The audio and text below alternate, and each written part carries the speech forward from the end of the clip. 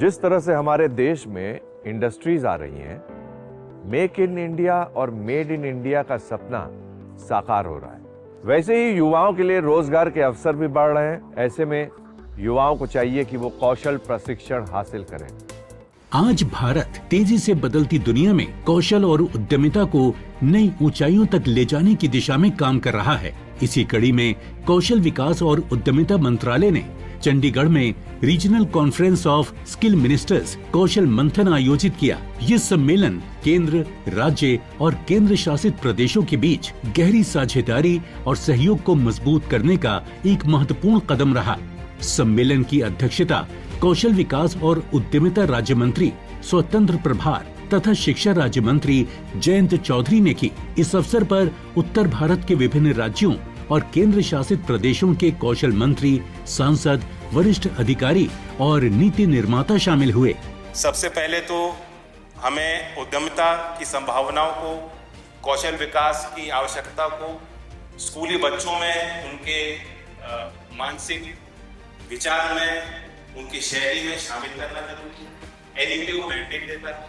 मैं उम्मीद करता हूँ कि जितने कौशल मंत्री हैं, सबसे पहली मीटिंग विभाग की, दूसरे किसी विभाग के साथ आपको बैठक लेनी है और शिक्षा विभाग को बुलाइए, स्कूल डिपार्टमेंट को बुलाइए, उनसे पूछिए आपके करिकुलम में, आपके जो स्टेट बोर्ड्स हैं उसमें नेशनल इंटीग्रेशन के लिए स्कूल में जो बैच बनाने के लिए क्या बजट है और आप क्या। इस कार्यक्रम का मुख्य आकर्षण रहा हाल ही में स्वीकृत 60,000 करोड़ रुपए की राष्ट्रीय योजना upgradation and establishment of centre of excellence. इस योजना के तहत देश भर के 1000 सरकारी ITIs को विश्व स्तरीय संस्थानों में बदलने का लक्ष्य है। ये परिवर्तन उद्योग प्रेरित मॉडल और अत्याधुनिक इंफ्रास्ट्रक्चर के माध्यम से किया जाएगा। इसके साथ ही इस कार्यक्रम में प्रधानमंत्री कौशल विकास योजना 4.0, नेशनल अप्रेंटिसशिप प्रमोशन स्कीम और जन शिक्षण संस्थान जैसी प्रमुख योजनाओं पर भी विस्तार से चर्चा हुई। राज्यों ने सुझाव दिया कि इन योजनाओं को स्थानीय उद्योग की जरूरतों और क्षेत्रीय मांगों से और मजबूती से जोड़ा जाए। अभी नया फ्रेमवर्क हमने अप्रूव किया है और उसमें इंस्टीट्यूट्स ऑफ नेशनल इंपॉर्टेंस को प्राथमिकता है।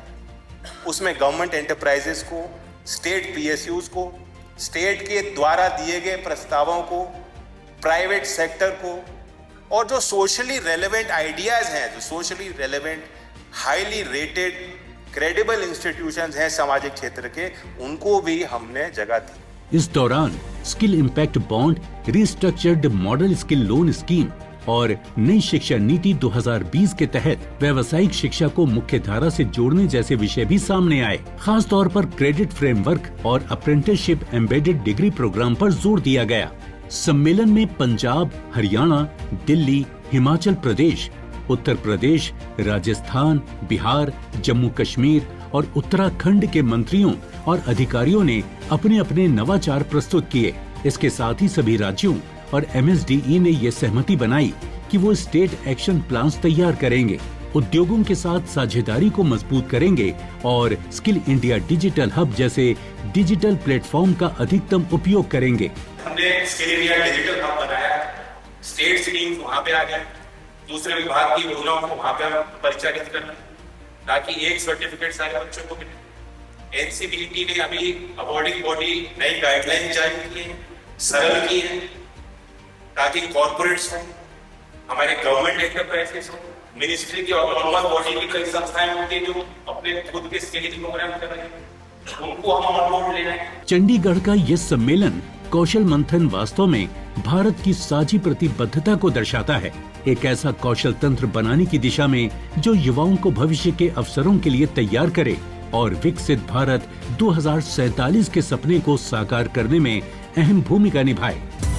अपने फीडबैक देने के लिए आप हमें ईमेल भी कर सकते हैं या फिर आप हमारे फेसबुक पेज को लाइक भी कर सकते हैं @DD आपकी बात।